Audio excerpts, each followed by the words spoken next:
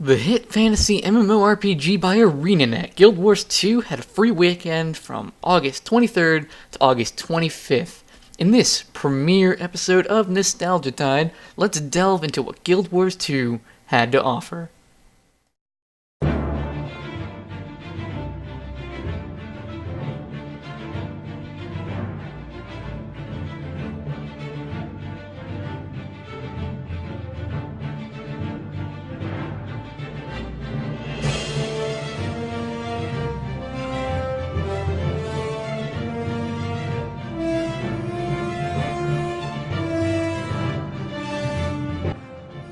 Upon starting the game, I found myself already dazzled in creativity. Now, as a gamer who finds intense amount of fun in customization, you can see why I might have enjoyed Guild Wars 2's character customization system. Ranging from race to class, or profession as it's called, the standard options were interesting, but nothing too out of the ordinary. Yet, when I got deeper into the menus, well, let's just say I found myself staring at the screen for a good hour, merely altering my appearance.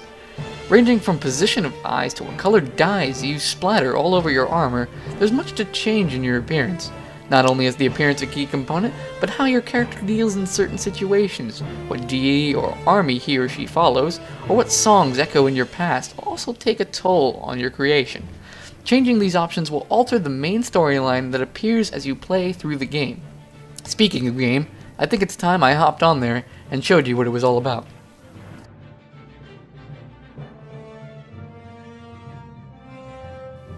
After creating your character, you'll find yourself in a small story-based instance, introducing how the game itself is played. You'll find standard combat similar to that of other MMORPGs, holding some twists here and there. Once you finish the instance, it doesn't take long to be thrust into the open world, where you can wander as you see fit and attempt to solve problems in the world with other people. Just be careful not to get into areas that are higher level than you, or you might just regret it. The combat system is fairly interesting as you progress a bit more into the game. Abilities are gained based on what weapon you're currently holding in both your main and offhand. An axe and dagger could have different effects from a sword and shield, though the abilities aren't automatically given based on levels. If you have yet to use a specific weapon, you're going to have to use it in order to gain some sense of power, which leads me to the enemies you encounter. While enemies can certainly vary, I do have issues with the pacing of the game. With a deep encouragement on exploration, you may find yourself blissfully unaware in the presence of a monster that instantly kills you due to its level being much higher than your own.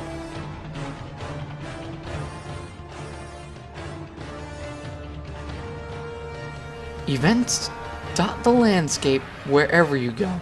They're Guild Wars 2's version of quests. Events are not specifically given to you as a player. Instead, an event can happen anytime no matter where you are, even if you're not a part of it. If you're too far away, you will not be notified that an event is taking place until you get closer to the needed destination. Your involvement is ranked as the event goes on. The more you help, the better your rank is, starting from bronze to silver then to gold. Your rewards will be higher as you do more during the specific time frame of the event. Events themselves are not random, however. They are based on how things are progressing during the time. If a specific event is failed, you may find yourself doing something else that would not have triggered otherwise. Succeed and you'll be gaining a reward and the next event in that specific series. Now, when it comes to rewards, you'll be able to talk to the NPC that introduced you to the event. A filled heart above their head will imply that they are the correct character. You can then use points to purchase new gear, crafting materials, or whatever the event in the game sees you earn. This was my first look at the free weekend for Guild Wars 2. Remember, you can still participate in this event. It still goes on to August 25th. This was also the first video on the Nostalgia Tide channel. I hope you enjoyed it, and please feel free to leave comments below as to how we could improve this channel. I've been Javier of Chaotic Reunion, and I will see you all in the next.